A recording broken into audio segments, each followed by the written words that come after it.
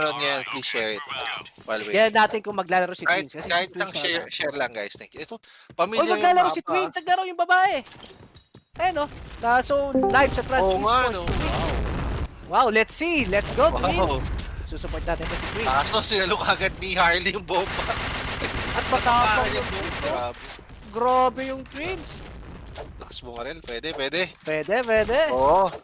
Sabi sa ito yung mga gusto namin sinusupport ni Gary. Yung mga Oo. ganyan, yung mga underdog. Oo. Sarap support yung mga ganyan eh. Ang lakas tumutok ng ano.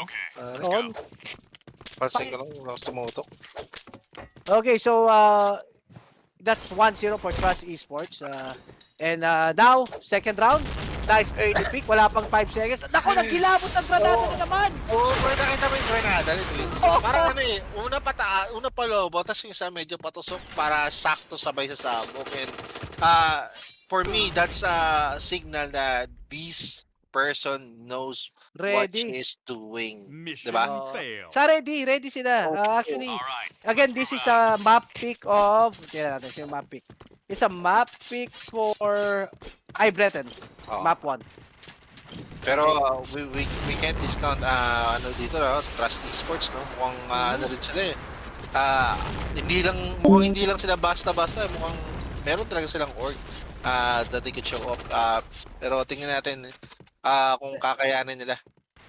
Tingnan mo yung minimap, Gary. I'm not sure bakit. Most of the team, except sa sa Jensen sa nakita natin. So this is the third match for today. Itong team ngayon ng Trust 2-1-2, Esports, no? so, para solo-solo sila. Kita mo? 2-1-2 nga, 2-1-2. Oo. Para 2-1-2 solo-solo sila. lagi, Parang ang style nila is isa gitna, magkabilang sa itig dalawa.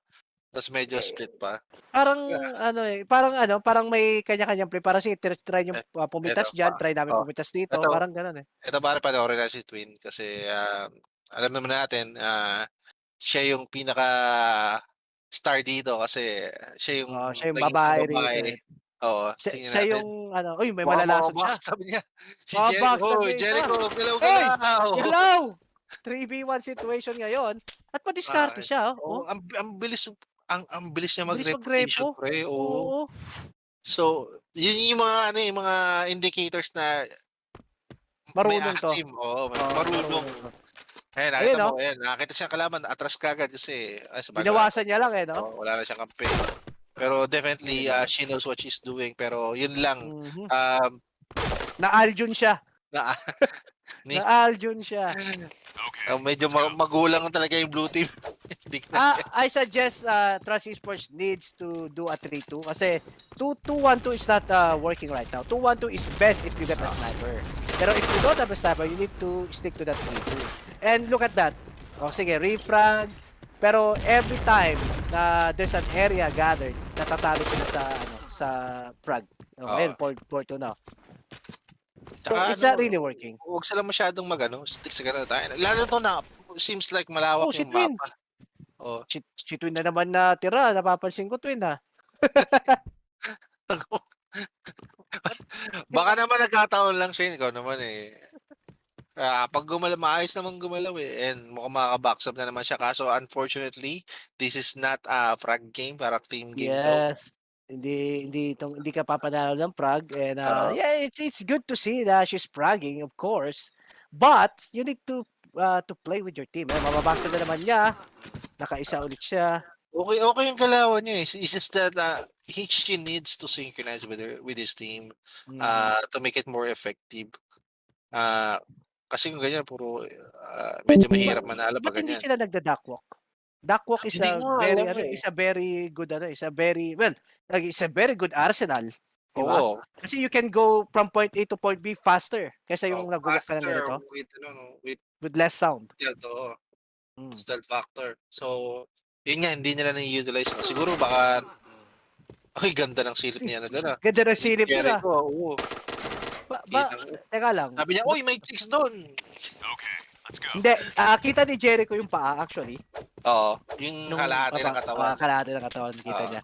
Kita Mas na nakabang na lang siya dun sa sisilip dun sa malit na butas. Nice position. Ayun! Kanina pa may naghihilamos talaga ng granada. Kanina pa nga sumasagot. Kanina pa eh. Natawa na nga ako salo palagi eh. Alam nyo dati guys, to tell you the truth, bawal sa amin may mamatay sa granada. Oh. Bawal talaga. Talagang kung titignan mo kahit sa mga tournaments namin Talaga. dati. Ano ginagawa mo? O, swerte mo kung napatay mo kami ng granada kasi talaga, ilalaban namin eh. Magpa-flash out kami. Mapa-flash out mo kami pero palaban kami magpa-flash sa'yo. Kaysa yung magtatago kami sa box para lang di mo kami matamaan ng baril mo. Hindi. Oh. Lalabas kami para lumaban sa inyo. Babawasan na lang namin kayo kaysa mamatay kami sa grenade mo na wala man lang kami nabawasan. Diba? Laban-laban, yes. That's Oo. correct. Pero ito, maganda yung ginawa ng Trust this time, no? 2-on-1, 3-in-1. Ayun na nga, si Twin. Guys, alam niyo kung sinong top fragger natin sa Trust Esports? It's Twin, Okay. yung babae. Ay, Oh, grabe. 9 frags for Twin. Imagine that. Binubuhat ng babae yung mga maton. Mukhang makikita talaga kung sino talaga ang malakas. May nagbabatuan. May namatay na naman kanina ka pa. Wala kang kadala-dala. Tingnan mo yung setup ni Twin, no? Oo, marunong.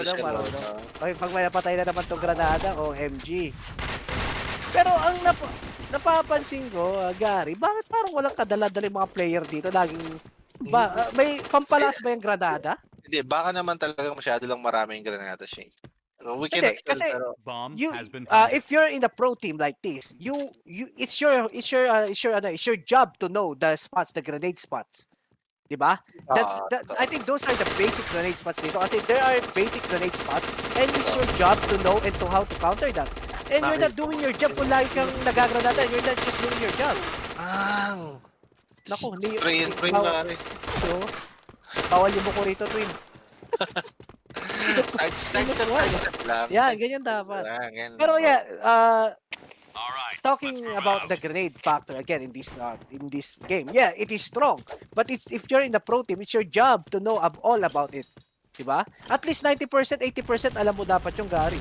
Oo. Saka kung meron kang mga hindi alam, pag napatay ka isang beses doon, dapat madala ka na. Hindi yung, sumabalan ba yung bato? Punta nga ulit ako doon. Diba? Oo. Parang ganun yung nangyayari. Guys, just to be clear, no, we're saying this dahil trip lang namin. We are saying this based on our experience. Tsaka yung sinasabi ni Shane kanina na sidestep. That's actually what needs to be done each clash sa laro na to. Kasi pag nag-crouch ka, wala talaga. Kung mapapansin mo yung mga laro namin dati, bihira ka makikita nagka-crouch kasi once you crouch, headshot ka agad matic. You're dead. Tama. Sidestep. Kasi in this game, guys, movement is the key. Sa Marathon. Movement is the key. So Sidestep, 2v1. one bullet, two bullets yan. Naku, di niya alam. Naku, 1v1 situation pa nga. Job versus sure kill. Mga sure kill ba natin? Masusure kill ba niya to? Siya yung top fragger ng Breton, Oo. ay Breton eh. Mukha naman mas Kaso hindi nakaplant eh. Hindi nakaplant. Naku, na-sure kill nga! That's a nice headshot. That's a nice headshot. Maganda. Ayun, napansin nyo guys, kaya lamang si sure kill kasi mas static yung kalaban niya eh. No? Hindi masyadong gumalaw and then he was able to dance along the way. Kaya ayun, medyo lamang So, talaga siya. ngayon, Gary, okay, mukhang mali tayo, Gary. Dalawa ang twin. Yung twins yata ang babae, yung twin ay lalaki. Tingin ko magjowa to. Tama kaya? Tiyan mo. Feeling ko twins talaga. I mean, Twins talaga sila, magkapatid talaga. Oo, So, sino ang babae, sino ang lalaki? Yung may S ba, yung wala? I'm not sure. Isipin na lang natin ganito, yung walang S ang babae. Para yung babae malakas. See, pwede. Pwede. Oo, pwede. So, for Pero- all, tikit na tikit. Pero kudos Crucial siya kudos siya kung magkapatid talaga sila. It's Oo. very rare na, alam mo yun, magkapatid, magkakampi sa isang tight competition na kagaya nito. It's really amazing to watch. What? Naghilamos na dalawa naghilamos na granada na naman. Ang hilig yung maghilamos. Sabi yung granada na yan, hindi ba nauubos siya? LOL! Crucial round to para sa lead. Para sa first half win. 4v1 situation. Jove, what can you do? 4v1. You need to get engagement. You need to get the fight. And yun na po. Blue So team. second half tayo. It's a 5-4 in favor of Brethren.